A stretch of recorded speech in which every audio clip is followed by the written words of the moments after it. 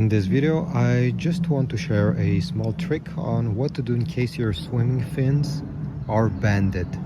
This is not normal. I left them unfortunately in the sun, and this is how I found them this morning. So I'll just show you a simple trick I use to put them back. Now, before doing this, I just want to reassure you, if you want to use them banded, you should not see any difference. Honestly, in the water you won't feel a difference, since this rubber and plastic is very flexible.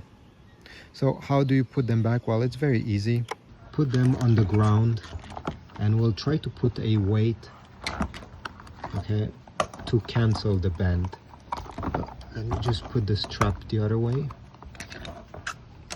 Okay, so put them on the ground, and right now they're bended, and we want to press in this area. Okay, so over time, I mean overnight, the plastic will go back the way it was.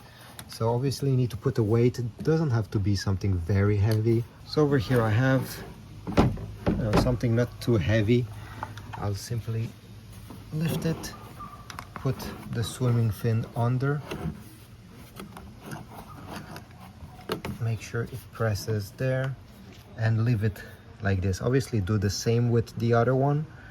This is just to demonstrate, but yeah, this is how it looks, and we'll come back in 24 hours just to give you an idea how better it is. So let's come back tomorrow.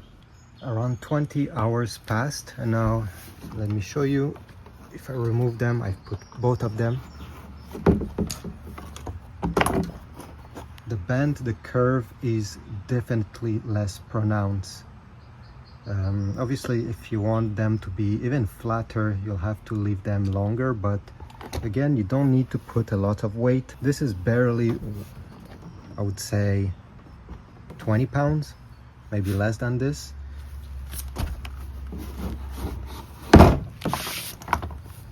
And they both look much better.